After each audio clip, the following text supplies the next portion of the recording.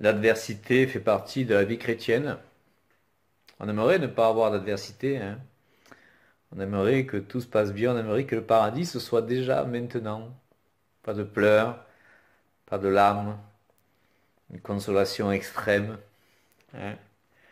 On est tous passés dans cette période où on crie à Dieu, on a l'impression que le ciel est fermé. Mais l'important dans tout cela, c'est de toujours regarder à lui et de jamais lâcher l'adoration. De ne jamais lâcher l'adoration. C'est une clé dans nos vies. C'est une clé dans nos vies. Si nous écoutons nos émotions, nos sentiments, nous allons partir perdants.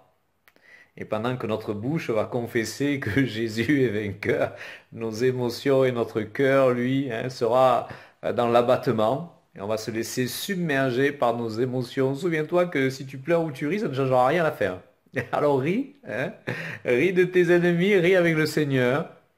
Lui-même est passé par là, hein. Quand tu regardes la vie de Jésus, ce n'a pas été une vie joyeuse, hein. Sa seule joie, c'était d'être en communion avec le Père et de prêcher le royaume de Dieu. Alors regarde devant. Oui, l'adversité viendra toujours, hein. Et ne pensez pas que parce qu'on prêche la parole, on est au-dessus de tout, hein. Elle était là, elle est là depuis 30 ans, elle continue. Mais c'est pas grave. Moi, je ne recherche pas le bonheur sur cette terre, je recherche Jésus. Alors l'adversité vient, hein. L'adversité est là, et bien sûr, il ne faut pas tout accepter, hein. Il y a certaines adversités que le Seigneur permet pour notre édification, hein, pour changer nos cœurs, changer nos vies. Mais il y a une adversité aussi qui vient du diable, hein, et qu'il ne faut pas accepter, qui est un joug, hein. Cette femme qui était dans la synagogue courbée depuis 18 ans, véritable fille d'Abraham, hein, donc qui avait accès aux promesses, hein, à la bénédiction, hein, qui sont dans Deutéronome 28, hein, et pourtant elle était courbée et Jésus la délivre en disant, hein, et cette femme que le diable tenait courbée depuis 18 ans, je n'aurais pas dû la guérir un jour de Shabbat, hein. Donc ce n'était pas la volonté de Dieu, hein. Alors ne confondons pas, gardons la paix et ton attitude va changer la situation. C'est ton attitude qui va changer la situation. Dans ton cœur déjà. Dans ton cœur. Et puis quand le diable verra qu'il ne peut plus agir en toi, il partira, hein. Résistez au diable, il s'enfuira loin de vous, hein. Résistez au diable. Alors, aujourd'hui, j'avais envie de parler des temps et des saisons. Alors, non pas des temps et des saisons pour les nations et toutes ces choses-là, hein, parce qu'on entend beaucoup de choses de nos jours sur Internet quant à ce qui se passe et voilà, toutes les traductions qu'on peut faire. Moi, je suis en paix. Moi, je suis en paix. Merci Seigneur. Moi, je crois en Jésus, hein. Et puis même s'il nous faudrait aller en prison, eh ben, ce sera une occasion de prier, de prêcher aux prisonniers, hein. Voilà, j'ai déjà fait cette expérience, non pas parce que j'étais en prison, hein, mais parce que j'ai prêché à des prisonniers. Et j'ai vu la gloire de Dieu dans les prisons et au Mexique, hein. Des choses merveilleuses où Dieu vient rejoindre ceux qui sont en captivité, hein, avec des délivrances extraordinaires. J'ai vu une femme tomber à genoux et baver comme un escargot, hein. J'avais jamais vu ça. J'avais jamais vu ça, en pleine prison. Alors, avec tous les remparts, avec des hommes, hein, des gardiens avec des fusils à pompe, hein, et puis eux, ils cherchent pas, hein. De toute façon, de plus ou de moins, ils tirent à vue, hein. Et donc voilà, je me suis retrouvé enfermé là, et les autres chrétiens s'étaient enfermés derrière les grilles. Non, non, mais aujourd'hui, c'est toi qui prêche. Je dis, ouais, ça vous arrange aujourd'hui. Et non, et Dieu était bien présent. Dans toutes nos captivités, Jésus nous rejoint pour nous libérer, pour nous fortifier, pour nous mener ailleurs. Hein, pas pour nous laisser dans la captivité, c'est certain. Alors, connais-tu les temps et les saisons dans lesquels tu es? Qu'est-ce que tu vis? Qu'est-ce que Dieu te dit des périodes difficiles que tu traverses? Où veut-il te rejoindre et dans quoi? As-tu un regard spirituel sur ta vie? Ou vis-tu dans l'abattement permanent quand tu es dans la souffrance? Je connais les chrétiens, ils parlent plus du diable que de Dieu. Tu parles avec eux une demi-heure, une heure, ils t'ont parlé que du diable. Et tu te demandes si Jésus est dans leur vie. C'est nos regards portés sur lui. Et parfois, on ne sait plus reconnaître sa grâce sur notre vie. On ne sait plus reconnaître les bienfaits qu'il nous apporte, hein. Moi, je vous dis, j'ai fréquenté des chrétiens au Salvador et ils disaient, merci Jésus, aujourd'hui j'ai mangé, merci Jésus, aujourd'hui je suis en vie. Je me disais, quoi ce pays où ils ont de drôles de prières ici? Et nous on prie pour une place de parking. Hein. Voilà, il y a donc, il faut changer nos prières, hein. Il faut changer, rentrer dans la reconnaissance, comme je le disais l'autre jour. On a besoin de voir ce que Dieu fait. On a tellement, il nous apporte tellement, il nous donne tellement. Il nous donne tellement. Hmm. Alors il nous faut regarder avec le regard de Dieu, avec le regard de Jésus. Et il faut prendre le temps parfois de s'arrêter, de faire le point. Hein, je connaissais une personne âgée qui me disait, tant compte l'époque où on vit, les gens ils prennent pas la peine de s'asseoir et d'écouter. Et elle n'était pas chrétienne. Hein. J'ai dit, mais ça c'est extraordinaire, nous on le fait plus. Et c'était une femme qui était extrêmement utilisée par Dieu. Et elle n'était pas chrétienne. Mais elle s'asseyait et elle écoutait. Mais je me dis, mais c'est incroyable. Et nous, parfois, on est souvent, surtout dans nos milieux charismatiques, Alléluia, on crie dans tous les sens, on est dans l'exubérance de plein de choses. Mais on a oublié ce côté, hein, je m'assois, je m'arrête. Hein, un peu comme les saisons, l'hiver, il semblerait que tout est arrêté. Tu regardes par la fenêtre, tu regardes les bois, tu regardes les potagers, hein, tu regardes autour de toi et tu as l'impression que tout est figé, fixé, que tout est mort. Et pourtant, il y a une vie qui est là, qui prépare le printemps. Il y a une vie qui est là et qui prépare le printemps et les fruits à venir que tu vas porter.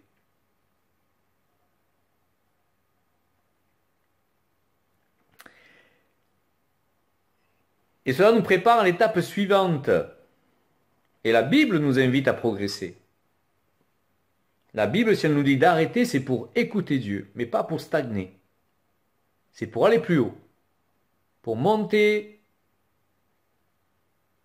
la marche hein, qui va plus haut. Il y a ce gars, je ne sais plus son nom, hein, qui manque les deux bras et les deux jambes. Ben, en fait, je crois qu'il a les pieds collés au bassin, il me semblait. Et donc, il monte les escaliers de chez lui. Hein, et il y a quelqu'un qui a posé la question un jour, mais comment tu as fait pour monter là-haut? Comment tu as appris? Et il dit, ben, je me suis fixé sur la marche qui était devant moi. Et un jour, il est arrivé en haut de l'escalier. Et nous, souvent, on se fixe en haut, à la dernière marche, on dit, j'y arriverai jamais. C'est trop haut pour nous. Parce qu'on n'a pas été préparé à la première marche et on veut déjà être à la 30e. Donc il nous faut savoir fixer nos regards hein, sur Dieu. Qu'est-ce qu'il veut pour nous? Si nous les fixons sur nos émotions, sur nos échecs, sur nos plaintes, eh bien on va avoir une vie de lamentation. Un peu comme Jérémie. Hein. Donc le livre de Jérémie a été écrit, pas besoin d'en écrire un autre. Regarde au Seigneur, adore-le, sois dans la joie. On a tous hein, des raisons d'être affligés, des raisons de dire Seigneur, je voudrais être ailleurs et faire autre chose. Hein, parce qu'on a goûté des moments de gloire en passé, parce qu'on a entendu parler de choses que d'autres ont vécues et nous non, parce qu'on le lit dans la Bible et on se dit pourquoi nous on ne le vit pas. Hein, mais il y a une préparation. Il y a un goulot d'étranglement dans lequel le Seigneur veut nous faire passer. Et dans ce goulot d'étranglement, tu remarqueras, hein, quand tu as un entonnoir, que tu mets de l'eau, hein, il y a un filet d'eau bien formé qui sort, bien rond. Il a été formé à la taille de ce goulot. Et le Seigneur veut nous faire entrer dans un moule qui est le sien, pas celui des hommes, hein, pas celui des dénominations. Pardon, je crois que j'ai dit domination. Je ne fais pas exprès, mais bon, peut-être que, voilà, peut-être que c'est pas totalement faux non plus. Hein, mais il veut nous faire entrer dans son moule à lui qui est la sainteté. Dieu cherche des adorateurs. Ne te laisse pas épater par des gens qui ont des dons, moi le premier. Hein. Laisse-toi épater par des gens qui vivent la consécration et l'amour. Moi j'ai beaucoup appris de sœur Emmanuel, je ne suis pas du tout catho, je ne le serai jamais, j'ai quitté le catholicisme, je n'y retournerai pas, mais je suis épaté par ces personnes-là, par cet amour qu'elles ont déployé. Et remarquez qu'on parle encore de ces personnes aujourd'hui comme de l'abbé Pierre, hein. Mais on ne parle pas de ceux qui ont des dons, très rarement. Hein, ceux qui ont prophétisé, ceux qui ont guéri les malades. Voilà, ils restent dans l'histoire, hein, mais dans la bouche de ceux qui nous entourent, hein, on va parler plutôt de ces personnes-là. Donc en fait, on va passer par ce goulot d'étranglement. Et à nous de choisir le temps qu'il va falloir pour passer dans ce goulot d'étranglement. Parfois, quand je préparais ça, j'avais la vision d'une personne qui était dans, comment on appelle ça là, c'est une camisole de force. Et alors elle se débattait dans la camisole de force. Et parfois on se débat dans ce goulot d'étranglement. Jésus veut nous former, il veut qu'on soit bien alignés à lui. Et nous, on va tout prix sortir de ce qui nous semble être une prison parce que le cheval n'a pas encore reçu son mort. Mais un cheval sans bride ne sert à rien. Il ne peut pas rentrer dans l'armée de Dieu. Tu peux même pas tirer une charrue, tu n'en fais rien. Il est joli, voilà, oh, le beau spectacle quand tu cours. Mais tu ne feras jamais rien de beau avec ce cheval. Et Dieu veut nous mettre sa bride parce qu'il veut nous utiliser, parce qu'il nous aime. Et parce que dans nos pensées, nous sommes fous. Nos pensées nous égarent. L'être humain s'égare de lui-même. Il a besoin de personne. Alors s'il rencontre d'autres êtres humains dans le même état, alors vous imaginez un peu, vous regardez le monde, comment est-ce qu'il tourne. Donc ce goulot d'étranglement dans lequel on passe va dépendre en fait de notre obéissance ou de notre désobéissance. Celui qui observe le commandement ne connaît point de choses mauvaises, et le cœur du sage connaît le temps et le jugement. C'est dans Ecclésiaste 8, 5. Le cœur du sage connaît le temps et le jugement.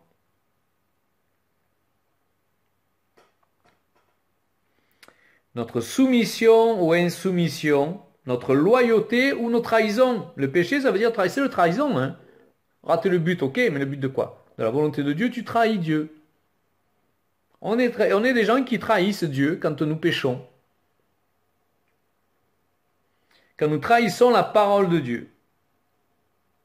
Et puis il y a des conséquences à cette trahison qui peuvent être très graves pour nos vies et la vie des autres. Et regardez la vie de Jonas. Donc Jonas chapitre 1. La parole de l'Éternel fut adressée à Jonas, fils d'Amitai, en ces mots. Dieu lui donne un ordre. Lève-toi, va à Ninive, la grande ville, et crie contre elle, car sa méchanceté est montée jusqu'à moi. Et Jonas se leva pour s'enfuir à Tarsis, loin de la face de l'Éternel. Jonas connaissait le Seigneur. Jonas était prophète de l'Éternel. Et Dieu lui donne un ordre. Mais pour lui, cette miséricorde était trop grande pour ces gens pécheurs. Et parfois, on peut être comme ça. Oui, ils sont comme ça. Et regardez-nous, on est mieux, on est chrétiens. On se rappelle plus d'où Dieu nous a sortis. De quel bout il nous a sortis. On s'en rappelle plus. L'être humain parfois est bizarre dans ses comportements. Et même, donc, je crois que c'est dans Isaïe, il est dit, notre propre justice est comme un vêtement souillé. Elle est comme un vêtement souillé. Et souvent, on va juger les autres alors que nous avons fait pire. On est bizarre, Merci Seigneur que tu patientes avec moi. Et donc, le prophète n'est pas meilleur que les habitants de Ninive. La désobéissance, c'est de la sorcellerie devant le Seigneur. Et il n'est pas meilleur. Mais il fuit. Il fuit devant la face de Dieu. Et on s'aperçoit que la tempête est apaisée. Vous connaissez ce qui se passe. Ils montent sur un bateau, il y a une tempête, et puis les gens, ils tirent au sort, ils disent, mais c'est lui, c'est à cause de lui. Et donc, ils le jettent par-dessus bord pour que la tempête se calme, et la tempête se calme. Un grand poisson vient et happe Jonas, qu'il va recracher sur les bords de Ninive. Alors on peut imaginer le choc des habitants, un poisson qui arrive et qui crache un être humain.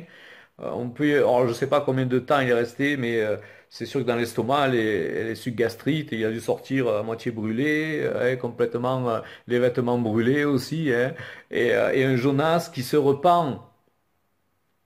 Et remarquez qu'il faut que le prophète se repente pour que la ville se repente.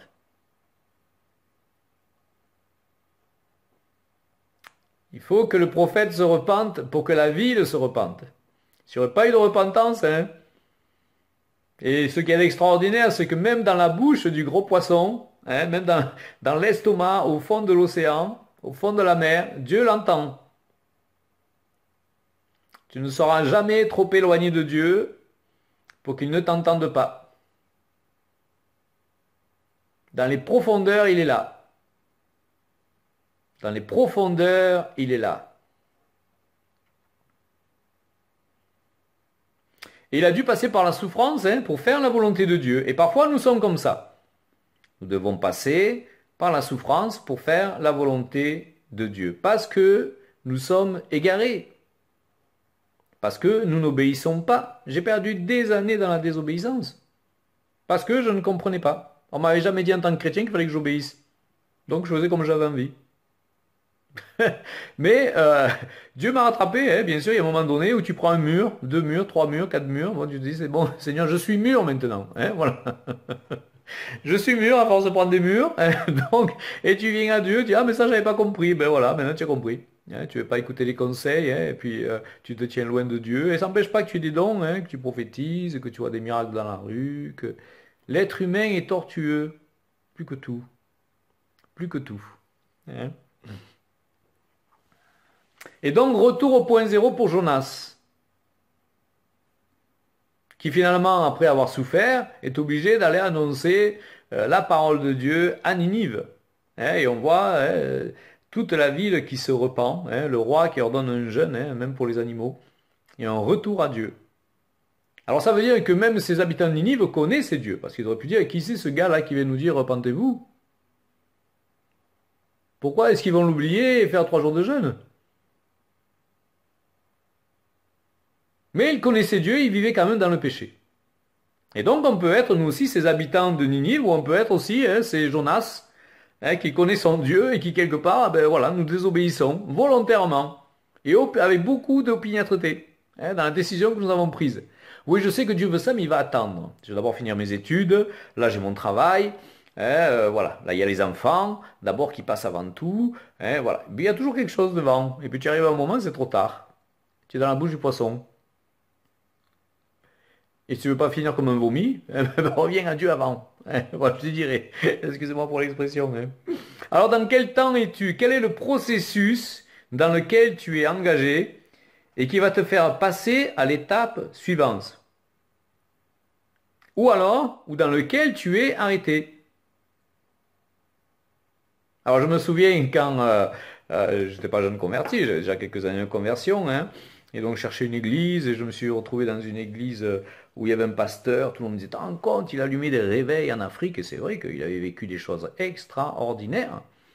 Et donc il me disait, Jean-Paul, le Seigneur te veut ici. Et un jour je vais mourir, je suis un vieux monsieur, et il faut bien que je délègue mon onction à quelqu'un. Mais il y avait une manipulation derrière tout ça, c'était extrême, parce qu'il y avait 20 jeunes, au 20 il avait dit la même chose. Donc c'était pour une compétition les uns avec les autres.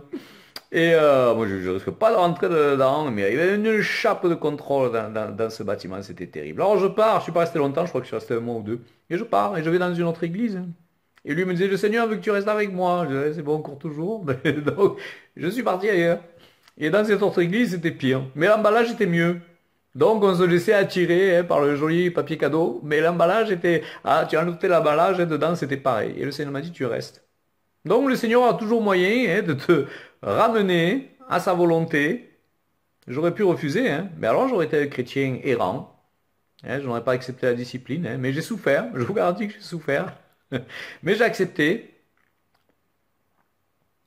Et donc Dieu veut nous amener à aller à l'encontre de nos émotions, de notre forme de pensée. Et ces temps sont indispensables pour une transformation profonde. Ces temps sont indispensables pour une transformation profonde. Et tous ceux qui ne sont pas chrétiens vont te regarder en riant, en disant, ah, regarde lui, il est chrétien, regarde par tout ce qui passe, regarde, il est chrétien. Et finalement, en toi, on ne voit que ce qu'il y a de meilleur. De meilleur ou de pas bon? De pas bon. Parce que tu te débats dans ta camisole. Donc tu es en colère, tu cries, tu refuses tout. On voit que les mauvais côtés de ta personnalité et ton identité parce que Dieu est en train de transformer. Mais plus tard, quand la transformation vient, tu t'aperçois que ceux qui te regardaient, jugeaient, critiquaient, riaient de toi, en sont toujours au même point. Mais toi, tu as vécu la transformation. Toi, tu as vécu la transformation. Et on doit abandonner le vieil homme. Ou la vieille femme. C'est pas que les hommes qui doivent changer. Voilà, et 2 Corinthiens 3,18. Nous tous qui le visage découvert contemplons dans un miroir la gloire du Seigneur. Nous sommes transformés en la même image de gloire en gloire, comme par le Seigneur, l'Esprit. Et donc le but de tout cela, c'est une transformation pour ressembler à qui? Bien à Jésus.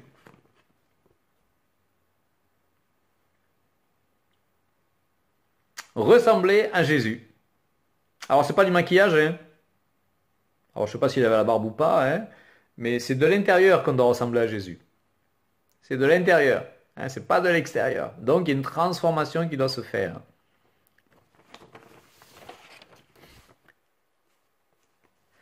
Et donc voilà le but. Nous sommes appelés à la gloire. Et la chair n'héritera pas du royaume de Dieu. Nous sommes appelés à la gloire. Nous sommes le peuple de la révélation. Et nous sommes appelés à la gloire. Certainement que ça a dû vous arriver. Hein. Tu arrives quelque part, on dit, mais qu'est-ce que tu as fait? Tu es lumineux, tu es lumineuse. Hein. Souvent après un temps de jeûne. Hein. Et nous nous approchons de Jésus hein, comme cela.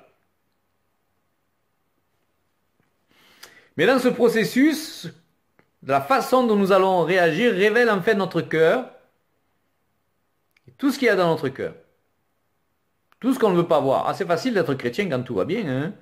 Tu manges bien, tu as un bon travail, ça va bien dans le foyer. Hein, tu as une entreprise qui prospère. Waouh, mais il est chrétien parfait. Le gars, il est super. Hein.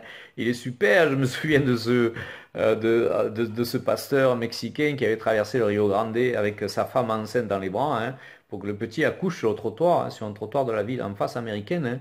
On nous dit, mais c'est horrible, il a rompu toutes les lois, il n'avait pas l'autorisation de franchir le territoire, pas de passeport, et quand même, hein. Mais quand tu vis dans la misère, quand tes enfants meurent de faim, que tu les vois mourir de faim après l'autre chez toi, hein, nos bons jugements, hein, tout ce que nous savons, je me rappelle quand j'ai fait les campagnes d'évangélisation au Salvador, là j'avais un pick-up assuré pour 5 personnes, des fois on était 18 dedans, 18 plus à sono. Et on allait dans les quartiers les plus dangereux du Salvador pour prêcher l'évangile. Hein. Quand je racontais ça en France, on mettait la main à la tête. Oui, tu es fou, Jean-Paul. Je dis oui, mais en attendant, nous on a gagné 5000 personnes au Seigneur. Et on a vu plus de 2500 délivrances. Et toi, pendant ce temps? Ah ben moi, pendant ce temps, j'étais à l'église. Voilà. Donc, hein, Dieu n'a pas les mêmes conceptions que nous. Et comment on serait, nous, hein, dans l'état, dans ces personnes-là, hein, qui mangent un jour sur 3, un jour sur 4, hein, qui n'ont qu'un vêtement, hein, qui n'ont pas de foyer, qui risquent tout leur vie pour prêcher l'évangile. Hein. Et donc nous on a hein, notre propre justice et notre façon de penser à la française. Hein. Alors je dis pas qu'il faut hein, briser tous les codes et toutes les lois, c'est pas ça, mais il y a des fois il y a la volonté permissive de Dieu qui est là, parce qu'il y a des besoins qui sont là bien plus grands que ces lois étriquées qui sont là et qui condamnent. Et puis de toute façon, dans un pays, il n'y a pas de loi. Donc voilà. Donc on regarde ça avec les yeux, non pas de Dieu, mais hein, avec les yeux de la chair, on va dire. Donc ça va révéler notre cœur, notre rébellion, les traits de notre caractère, les flétrissures de notre âme. On est tout flétri dans notre âme, on n'a pas reçu assez d'amour. Dans notre âme, elle s'est flétrie. Hein, comme quand tu mets un abricot au soleil, ou une tomate, hein, tu viens quelques jours après, tout est flétri. Et on n'a pas reçu hein, de cet amour qui a fait que notre âme s'est développée. Nos parents n'ont pas appris, ils ne savaient pas. Ils n'ont pas fait d'études psychologiques, comment on traite un enfant, comment on lui parle, et puis les autres choses de la vie aussi, hein, dont on a été victime. Hein. Et tout ça, c'est l'hiver. Là, tu es en période d'hiver. Dieu traite ton âme, hein, tu es abattu, hein, ça fait mal. Tu as l'impression que le monde s'écroule autour de toi, tu es dans un jeu de dominos et toi tu es au milieu des dominos. Et il y a tout qui s'écroule sur toi. Hein, mais les dominos, ils font 3 mètres de haut, ils pèsent chacun 1 tonne. Hein, et tu es vraiment aplati hein, dans ce jeu de dominos. Et tu es comme ça, et c'est l'adversité à tous les niveaux et tout le temps. C'est l'hiver. C'est l'hiver dans ta vie. Et ça n'empêche pas qu'il y aura des incartades de Dieu, de son Saint-Esprit, que tu vas vivre les dons, que tu vas marcher avec le Seigneur. Voilà, mais c'est l'attitude. Est-ce que tu restes un adorateur, une adoratrice dans ces moments-là? Qu'est-ce que Dieu attend de toi dans ce moment-là? Ecclésiaste 9.8 nous dit ceci. Qu'en tout temps, tes vêtements soient blancs et que l'huile ne manque point sur ta tête. Voilà un sage conseil, hein. Qu'en tout temps, tes vêtements soient blancs et que l'huile ne manque point sur ta tête. Reste en relation avec Dieu, collé à lui, à son amour, dans l'intimité. C'est dur, ça fait mal, tout ce qui se passe autour, oui. Mais Jésus est en train d'arracher les épines de ton cœur.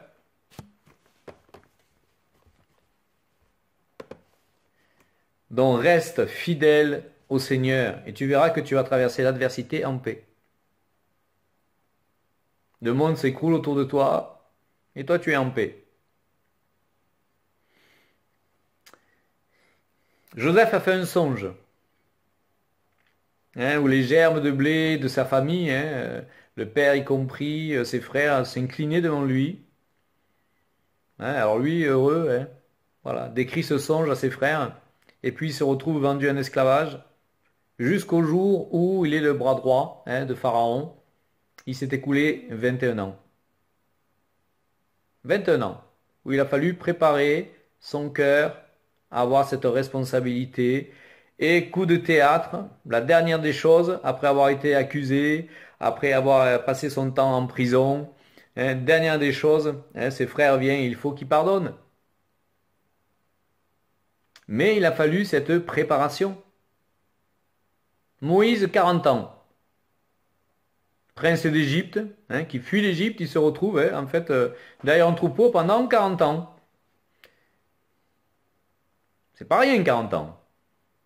Et tu peux dire à 80 ans, bon ben il n'y a plus rien à attendre de la vie, hein. Voilà, j'ai 80 ans, mais non. Dieu le prend encore derrière le troupeau. Et alors le nombre 40, hein, c'est le nombre symbolique dans la Bible, en fait, qui est le passage des choses charnelles aux choses spirituelles. Et encore, il se retrouve encore 40 ans dans le désert. Alors c'est sûr qu'il a vécu des choses extraordinaires, mais en même temps il fallait gérer, hein, ces millions de personnes qui étaient avec lui, hein, quand on voit à quel point elles étaient ingrates, et tous les problèmes qu'il a eu avec, hein, il fallait avoir envie. Mais il a appris pendant 40 ans.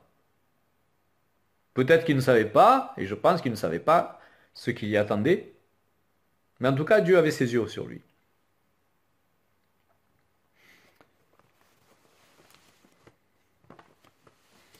Et pour la réalisation de bons plats, hein, vous le savez, mes sœurs, hein, mes frères aussi, ceux qui cuisinent, hein, Robert, si tu cuisines, hein, eh bien il faut faire mijoter.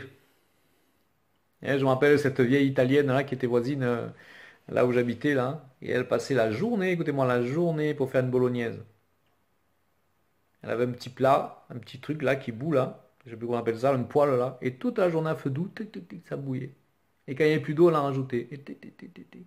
Et moi je disais à la personne que je connaissais qui m'en parlait, j'ai dit mais ça sert à quoi? Ah, elle m'a dit mais tu goûtes ça, mais tu as tout compris quoi. Nous, nos un pot, et pof, on met ça, on le chauffe, et on mange.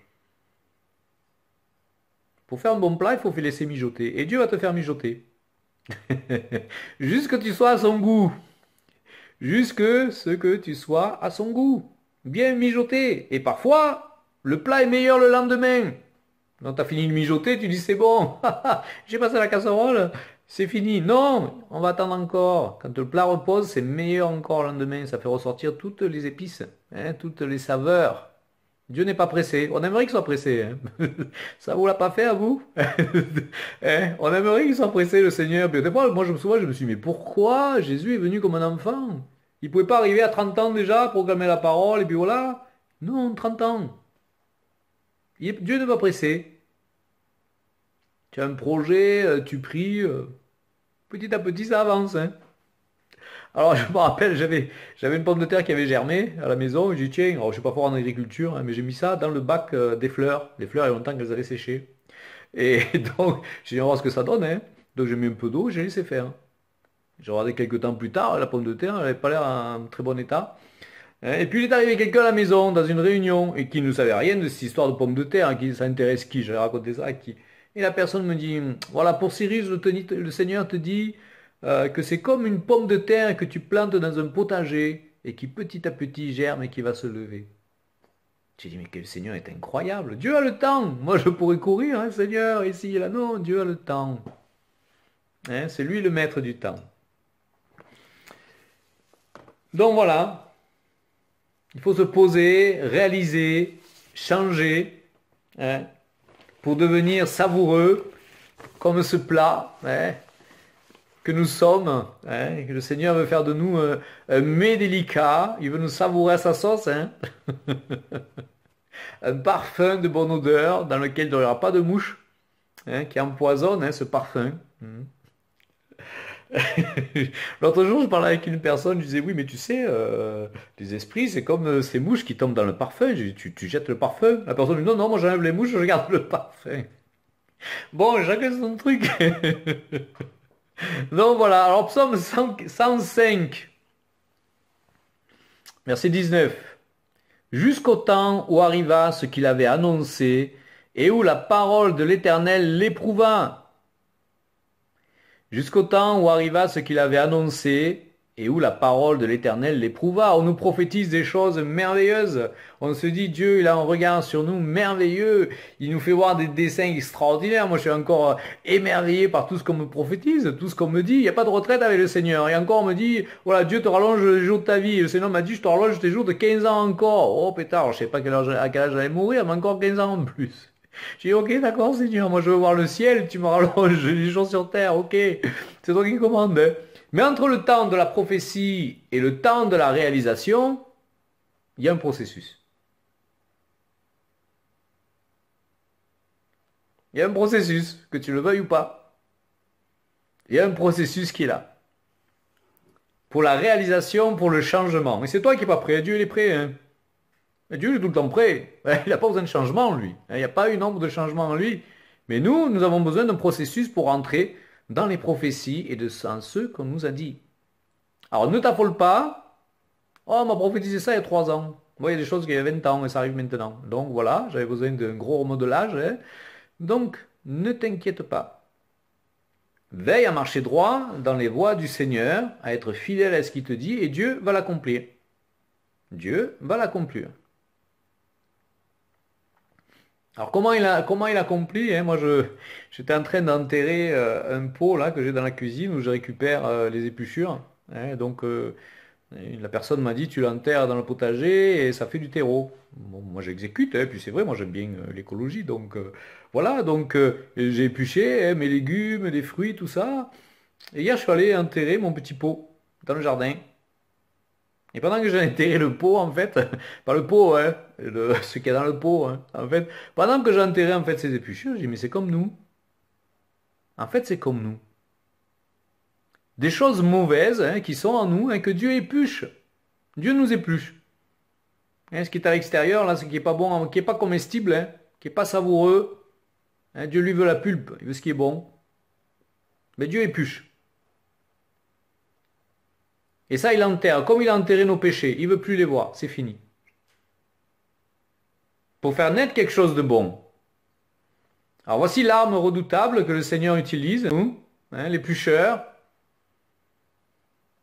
ou l'épluche-peur, hein, voilà, Dieu nous épluche, hein, il a une arme redoutable pour nous, hein. Et on y passe tous. Et donc voilà, c'est le travail de Dieu, qui est quasiment le même que cela, il nous épluche. Ce qu'il y a de mauvais, il enterre. Mais sur cette chose mauvaise, il va faire pousser quelque chose de bon. Ces choses mauvaises, c'est nos jugements, nos mauvais choix, nos retours en arrière, nos rébellions. Mais Dieu pardonne tout ça et il enterre pour faire quelque chose de nouveau. Et sur ce terreau va pousser quelqu'un arbre, un fruit, sans lequel nous ne pouvons pas changer. C'est l'humilité.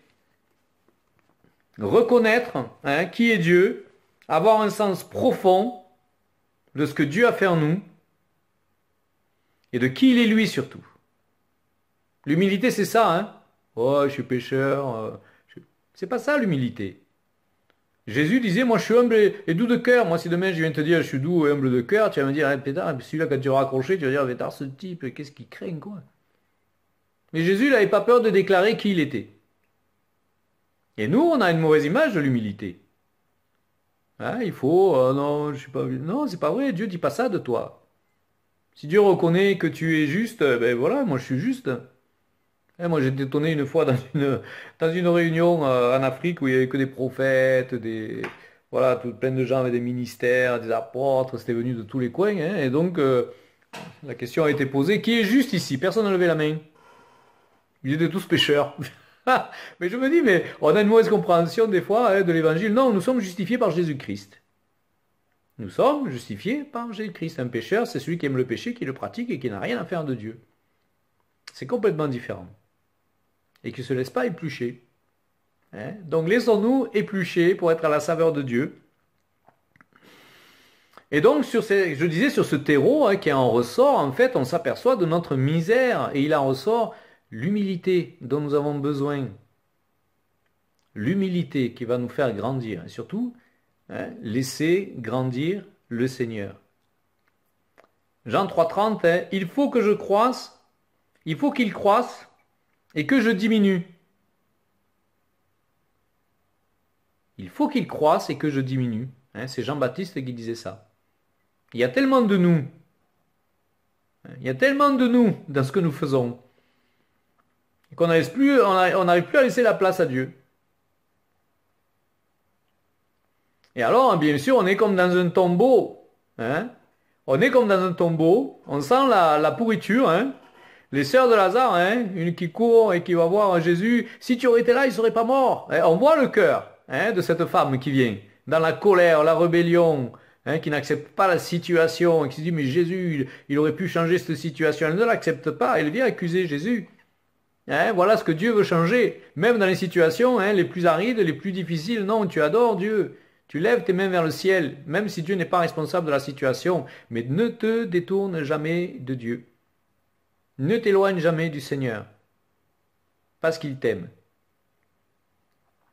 Et donc, elle va crier à Jésus. Et Jésus, non, mais il dort. Et il arrive devant le tombeau, il donne un ordre. Lazare, sort. Il donne un ordre. Lazare, sort.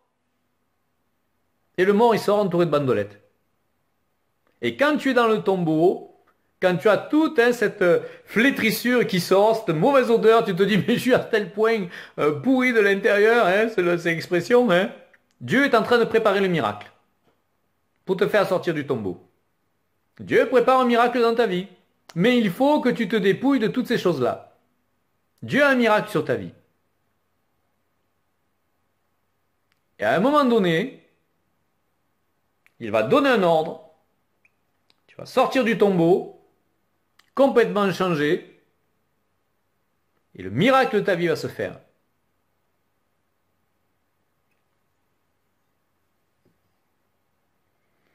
Proverbe 18,12 est avant la ruine, le cœur de l'homme s'élève, mais l'humilité précède la gloire.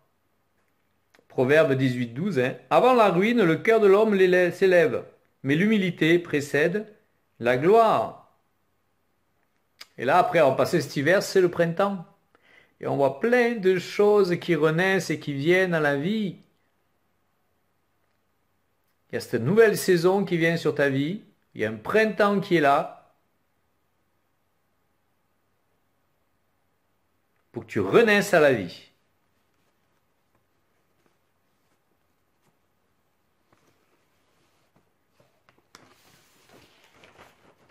Et donc tu es dans un processus de miracle. Intérieur pour ton cœur, mais extérieur pour révéler qui est Jésus au monde. Parce que c'est ça la finalité de notre vie.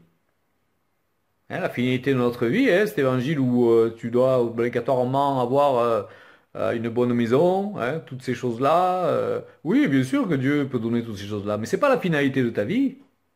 Ça fait partie de ta recherche avec Dieu. Hein. Mais ce n'est pas la finalité de ta vie. Que Dieu te bénisse, c'est un fait, et je ne suis pas contre ça. Mais ce n'est pas la finalité de ta vie. La finalité de ta vie, c'est le royaume, et ton engagement pour le royaume. Ça, c'est la finalité de ta vie.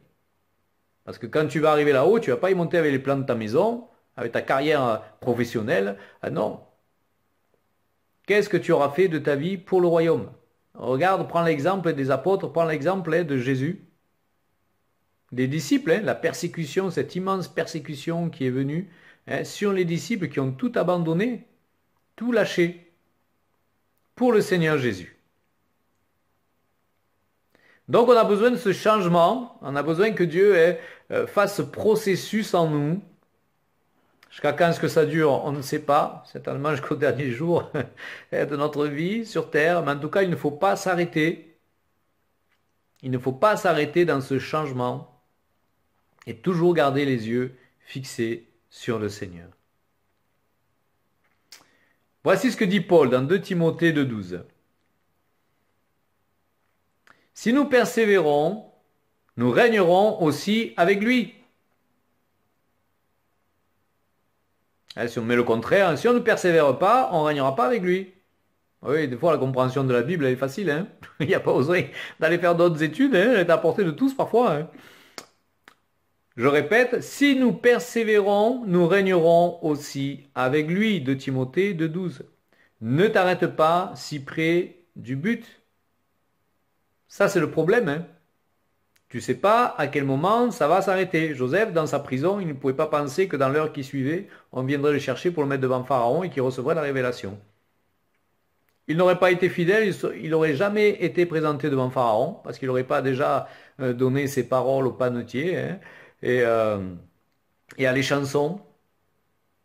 Donc on ne serait pas rappelé de lui, il ne serait pas arrivé devant Pharaon, et puis il n'aurait pas eu la parole pour Pharaon, il n'aurait pas eu son poste. Donc reste fidèle au Seigneur et son esprit va toujours habiter en toi. Et Dieu va quand même t'utiliser hein, dans cette période difficile que tu traverses de transformation, hein, cette métamorphose. Hein. Et le psaume 110, 7 dit ceci. Il boit au torrent pendant la marche, c'est pourquoi il relève la tête. Ouh, c'est pas beau ça? Il boit au torrent pendant la marche, c'est pourquoi il relève la tête. Et si dans tes moments d'affliction, hein, tu ne fais que regarder à ton sentiment, à tes sentiments blessés, à l'adversité, à la colère, hein, si tu n'abandonnes pas cela, si passe un moment tu n'arrêtes pas pour boire au torrent durant la marche, eh bien tu ne vas pas arriver jusqu'au bout. Tu ne vas pas arriver jusqu'au bout et tu vas rester des années dans cette attitude d'apitoiement. Hein, si tu ne fais pas le deuil de situation dans ta vie, si tu ne regardes pas au Seigneur, tu vas rester dans cette situation d'apitoiement et tu ne vas pas remporter le prix. Mais pour boire au torrent, bien sûr, il faut plier les genoux.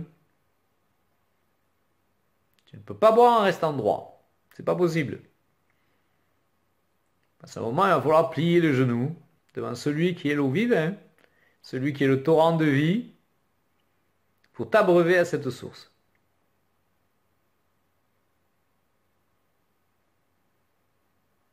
Voici ce que nous dit Paul. Il nous donne un passage merveilleux dans Philippiens 3,13. Mais je fais une chose, oubliant ce qui est en arrière et me portant vers ce qui est en avant, je cours vers le but. Il ne marche pas, il court. Pour remporter le prix de la vocation céleste de Dieu en Jésus-Christ. Ne t'attache pas à ce qui est mort, ne t'attache pas à ce qui est derrière, ne t'attache pas au passé, ce que tu aurais dû. Et tous ces questionnements, parfois, je vois des gens qui sont bloqués, parfois, parce qu'ils n'arrivent pas à comprendre les situations passées de leur vie. C'est pas grave, tu comprends pas, tu comprends pas. Ou alors ils ne pardonnent pas, et des personnes qui sont décédées, elles sont mortes, laisse faire. De toute façon, tu n'auras plus de réconciliation avec, et puis peut-être que Dieu ne veut pas la réconciliation, il veut le pardon, mais la réconciliation est impossible. Hein. Alors lève-toi et avance et cours. Que rien ne te détourne de la couronne et du prix que tu dois remporter. Il y en a qui courent plus vite que toi, moins vite que toi. La vie chrétienne, ce n'est pas une compétition. Hein, chacun en est là où il en est. Hein, si toi, tu as continué à avancer hein, sans te détourner à gauche et à droite, que d'autres passent plus vite que toi, ça ne veut pas dire que tu ne vas pas les rattraper sur le chemin. Hein. Mais ce n'est pas important. C'est ta vie à toi. La vie chrétienne n'est pas une compétition. Il faut que tu regardes à toi, si tu as toujours marché avec intégrité, et puis si tu ne l'as pas fait, tu demandes pardon. Mais Dieu va t'éplucher. Ça, c'est certain. On est tous obligés de passer par là. Oubliant ce qui est en arrière et me portant vers ce qui est en avant. Tu regardes ce qui est devant. Tu ne peux pas vivre avec des rétroviseurs. Si tu as des rétroviseurs plus petits que le pare-brise, c'est parce qu'il faut que tu fixes ton regard sur Hein, le pare-brise fixant et regarde ce qu'il y a en avant. Je me souviens une fois, je suis arrivé à la voiture, hein, il y a longtemps de ça. Hein. Et je trouve mes deux rétroviseurs de voiture extérieure démontés et posés par terre, avec tous les boulons. Hein. J'ai vu ça alors. Alors le gars, il a dû vouloir me les piquer, mais il a été dérangé. Enfin, je ne connais pas le scénario, mais j'ai trouvé ça quand même étonnant. J'ai dit, mais tiens. Bon. Alors, qu'est-ce que je fais? Je vois le rétroviseur de l'autre côté de la porte passager démonté, donc je le prends. Je prends celui côté conducteur, je rentre dans la voiture et je regarde le rétroviseur qui est au-dessus du pare-brise. Je dis, tiens, je vais le régler. Tac, il me reste dans la main. Bon là, je dis, Seigneur, tu me parles. Même si parfois je suis aux oreilles, là, il fallait que je comprenne quelque chose, quoi. Hein. Non, voilà, ça m'a coûté les réparations des rétros, mais voilà, des fois ça coûte, hein, quand tu veux pas comprendre. Hein. Donc voilà, regardons à l'avant. Regardons à l'avant. Ne regardons pas en arrière. Ne regardons pas en arrière. On va finir sur un passage.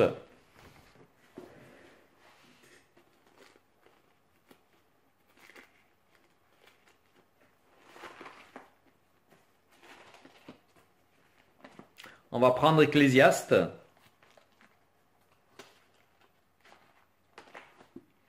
3. Du verset 1 à 11.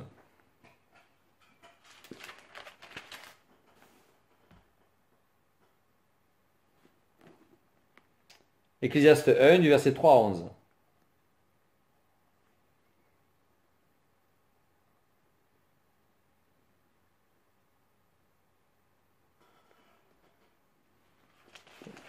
Ecclésiaste 3, du verset 1 à 11. Je le répète, hein, parce que je suis en train de me tromper. 3, du verset 1 à 11. Il y a un temps pour tout, un temps pour toutes choses sous les cieux, un temps pour naître, un temps pour mourir, un temps pour planter, un temps pour arracher ce qui a été planté, un temps pour tuer, un temps pour guérir, un temps pour abattre, un temps pour bâtir, un temps pour pleurer et un temps pour rire, un temps pour se lamenter et un temps pour danser, un temps pour lancer des pierres et un temps pour ramasser des pierres. C'est étonnant ça, non? Un temps pour embrasser et un temps pour s'éloigner des embrassements. Un temps pour chercher et un temps pour perdre. Un temps pour garder et un temps pour jeter. Un temps pour déchirer et un temps pour coudre. Un temps pour se taire et un temps pour parler. Un temps pour aimer, un temps pour haïr. Un temps pour la guerre et un temps pour la paix. Quel avantage celui qui travaille retire-t-il de sa peine?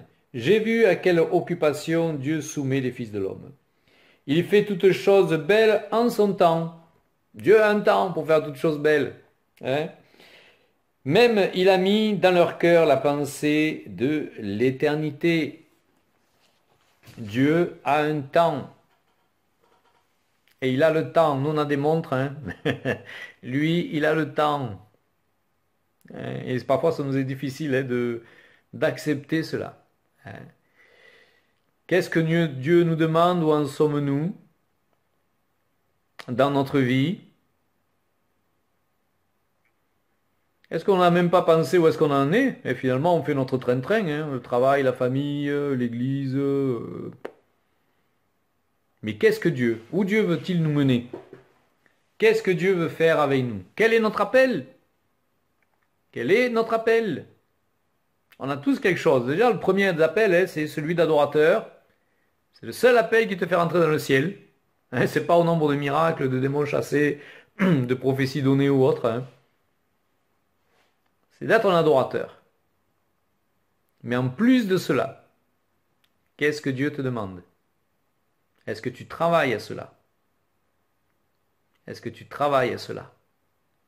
Quelle transformation hein, Dieu va encore faire en toi? Nous avons de grandes destinées, hein, chacun d'entre nous. Ne croyez pas qu'on n'a pas de destinée. On a un grand appel, c'est de voir et de vivre la gloire de Dieu sur cette terre. De transmettre le ciel à ceux qui ne le connaissent pas et de vivre le ciel. Comment tu peux transmettre quelque chose que tu ne vis pas?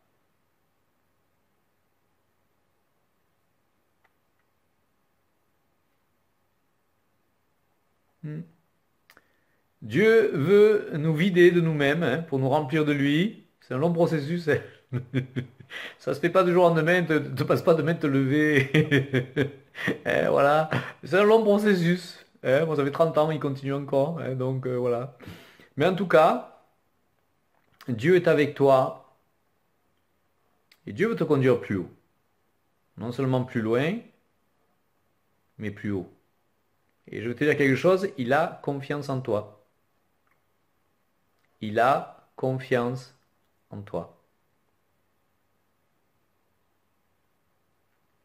Dieu a posé sur toi un regard bienveillant, rempli de tendresse et d'amour. Il ne s'est pas trompé en te choisissant. Il ne s'est pas trompé. Et ce n'est pas à cause de tes qualifications. C'est à cause de ta disponibilité de cœur à lui obéir. Il ne s'est pas trompé. Tu es choisi, élu, appelé à ses admirables desseins. Mais d'abord, il va te redessiner à toi. Mais il ne s'est pas trompé. Ne te juge pas, ne te condamne pas. Sois en paix avec Dieu. Fais la paix avec lui. S'il y a longtemps que tu n'as plus fait la paix avec lui, ou tu as de la rancœur, de l'amertume, ou si tu l'accuses, hein, ça peut arriver. Pardonne-lui. Pardonne-lui, même. Parfois, on a besoin de pardonner à Dieu. Enfin, moi, ça m'est jamais arrivé, mais le jour où j'ai compris qu'il avait toujours raison, ça a été fini. Hein. Mais en tout cas, il est avec toi. Et si tes ennemis t'assaillent, qu'il en tombe 1000 à tes côtés, 1000 à ta droite, hein, toi, tu restes hors d'atteinte. Et s'ils t'atteignent, c'est pas grave. Demain, je me relèverai plus fort encore. Hein. En tout cas, il t'aime. Hein, ça doit assurer de cet amour qui n'a pas de variation. Et cet amour ne dépend pas de tes sentiments. Aujourd'hui, je me suis levé en forme, donc Dieu m'aime beaucoup. Demain, je me lève assailli par plein de pensées et angoissé, donc Dieu m'aime moins. Ça, c'est l'être humain. C'est pas Dieu. Alors, on va prendre un temps de prière. Hein, on va prendre un temps de prière. On va bien sûr demander à Dieu que dans cette période d'hiver, pour ceux qui sont dans l'hiver, moi je pense que je suis dans l'hiver. Hein, j'ai connu des choses bien plus fortes et puissantes, hein, et je sais que je vais faire d'autres choses bien plus fortes et bien puissantes, mais pour moi je suis dans l'hiver. Alors attention de ne pas stagner, parce que sinon après ça devient l'ère glaciaire. Hein. Tu ne retrouves pas la congère qui coule du nez là, hein, non, il faut sortir de l'hiver aussi. Hein. C'est pas une situation agréable, c'est une situation dans laquelle on doit sortir pour arriver au printemps. Hein, pour arriver à ce printemps que Dieu a pour nous. Hein, que nous portions du fruit. Que nous portions du fruit. Voilà, si vous voulez bien, on va prier.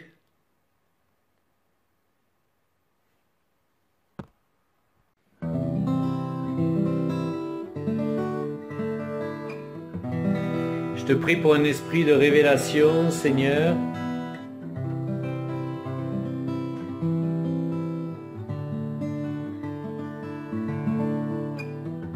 Que chacun puisse reconnaître, Seigneur, sa saison et son temps.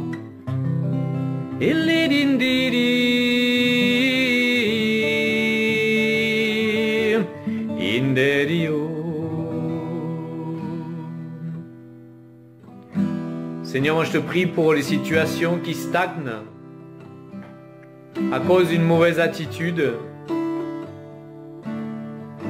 à cause d'une pensée persistante ou l'harcèlement de l'ennemi.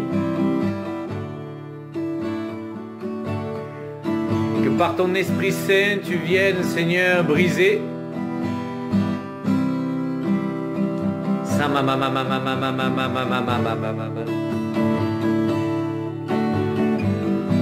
tout ce qui maintient ces situations et tout ce qui garde les frères et les sœurs dans la captivité, Père. Peut-être une mauvaise attitude de cœur, le refus de lâcher une situation, de se l'être accaparée, de laisser être fait sienne, alors que tout est à toi, pour toi et en toi. Et je je te prie qu'en même temps, Seigneur, comme cette femme qui était paralysée, Seigneur, courbée, depuis 18 ans, Seigneur, toutes ces situations que le diable tient, Seigneur,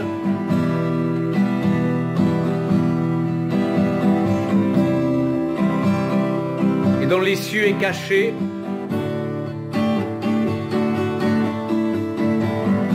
Père, pose ta main, moi je brise le joug du diable au nom de Jésus, dans l'harcèlement des pensées, dans les situations maintenant que l'ennemi tient,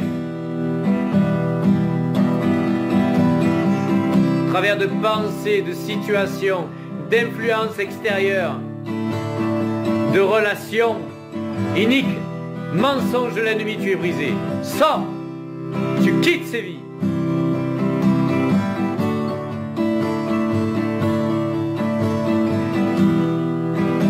Sur les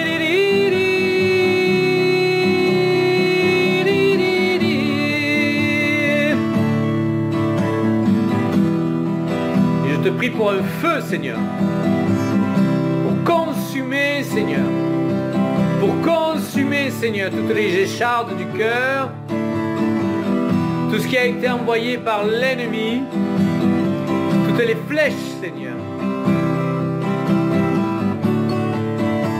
Je brise cela au nom de Jésus. Et je te prie pour un feu, un torrent, Père,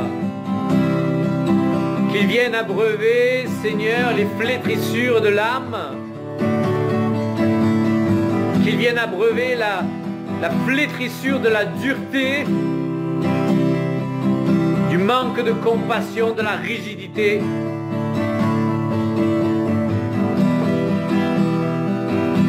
Esprit de Dieu,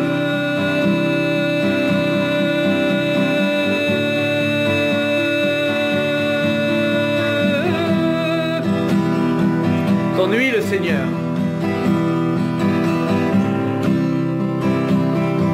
Ton huile, Seigneur, pour couvrir les cœurs, Seigneur, pour couvrir les plaies.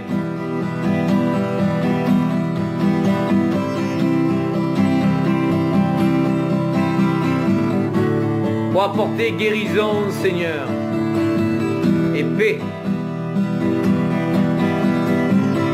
Je veux briser l'harcèlement de l'ennemi dans les pensées au nom de Jésus. Tout ce qui vous empêche de regarder au ciel et de regarder à Jésus, et qui me fait regarder au non-pardon, à la blessure, à l'offense.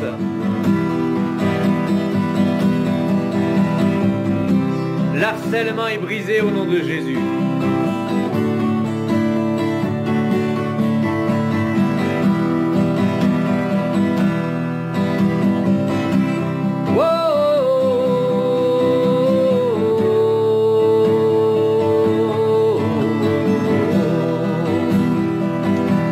Saint-Esprit, agis comme une pluie, je vois encore cette pluie de lumière.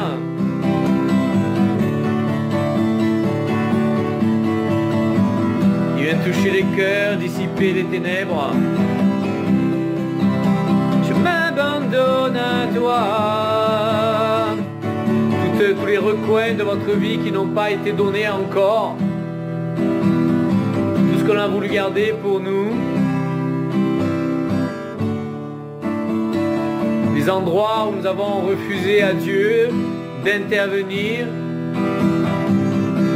Notre vie ne nous appartient plus. Nos choix, notre volonté, cédons-la à celui qui est la vérité. Wow!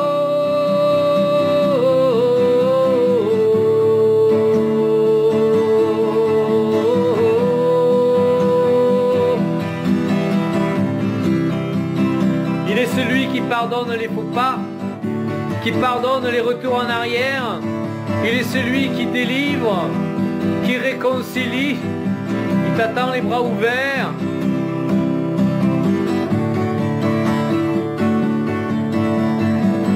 Il te connaît mieux que toi-même. Son amour pour toi ne passera pas.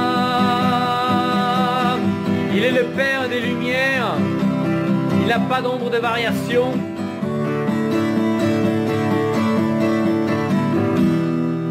Abandonne-toi.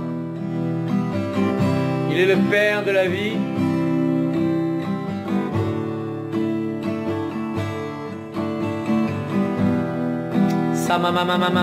Mais je vois un barrage, une retenue qui ne laisse pas Dieu agir.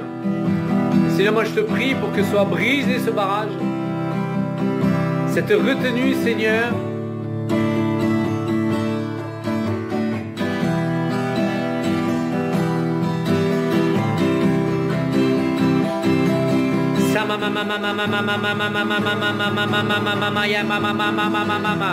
Tu agis avec puissance, oh Dieu. Tu agis avec puissance, Dieu, pour la purification des cœurs, pour une nouvelle saison, Père. Je te prie pour que tout ce qui bloque dans la situation présente, dans la saison présente,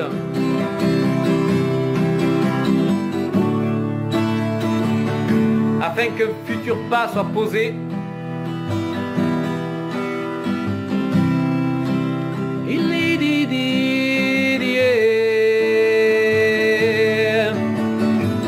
car tu nous attends, oh Dieu, sur la montagne, sur une montagne d'adoration, Seigneur.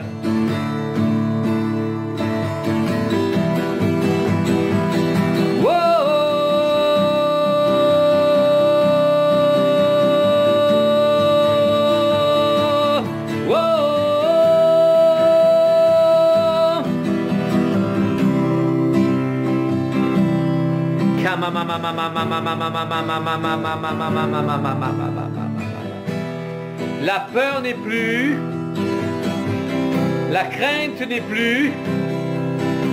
Dehors la peur, dehors la crainte au nom de Jésus.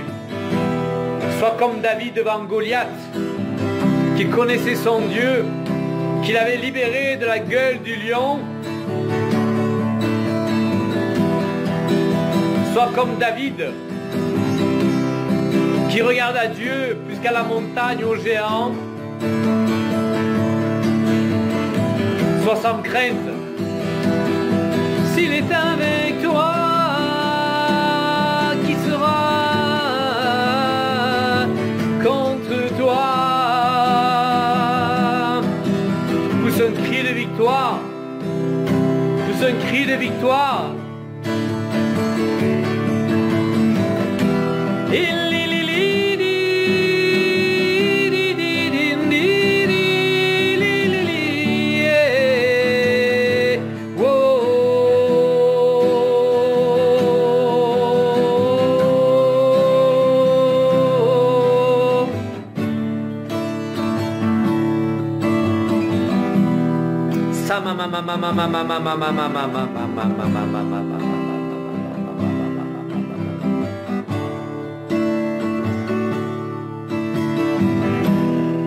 Et au nom de Jésus, je leur donne maintenant que les pierres des tombeaux soient roulées. Je proclame le miracle. Je proclame le miracle sur ta vie. Le miracle maintenant, au nom de Jésus. Sors maintenant, au nom de Jésus, de tout tombeau, de tout deuil. Sors maintenant, au nom de Jésus.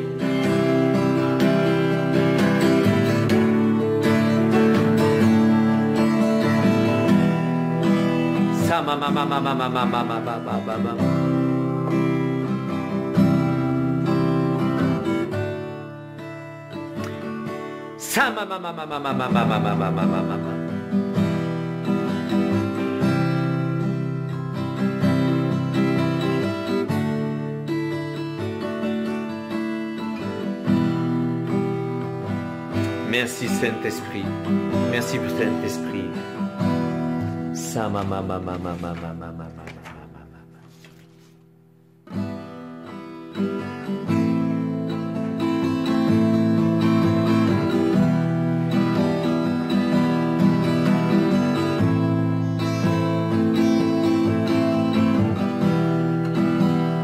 Je veux t'adorer de tout mon cœur.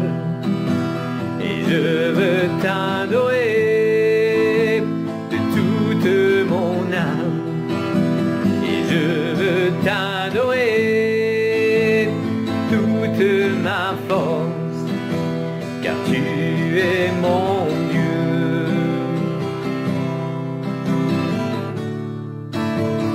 Tu es mon Dieu. Et je veux t'adorer de tout mon cœur. Et je veux t'adorer de toute mon âme. Et je veux t'adorer de toute ma force, car tu es mon Dieu. Tu es mon Dieu. Tu es mon Dieu. Et je veux t'adorer de tout mon cœur. Et je veux t'adorer de toute mon âme. Et je veux t'adorer de toute ma force, car tu es mon Dieu.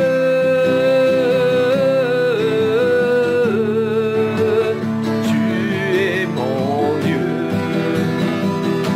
Et je veux t'adorer de tout mon cœur. Et je veux t'adorer de toute mon âme. Et je veux t'adorer de toute ma force, car tu es mon Dieu.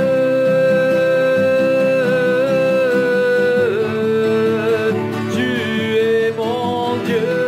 Adore, adore, adore, adore, adore, adore, adore, adore, adore,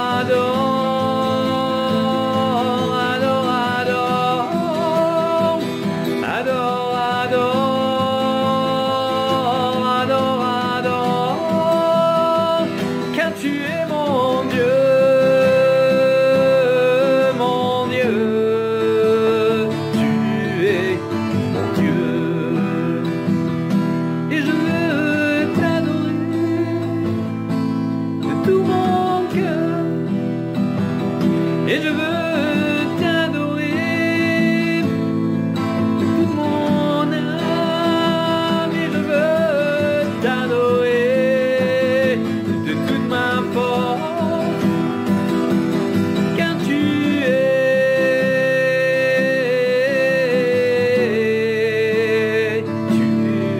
mon Dieu. Sa ma ma ma ma ma ma ma ma ma ma ma ma.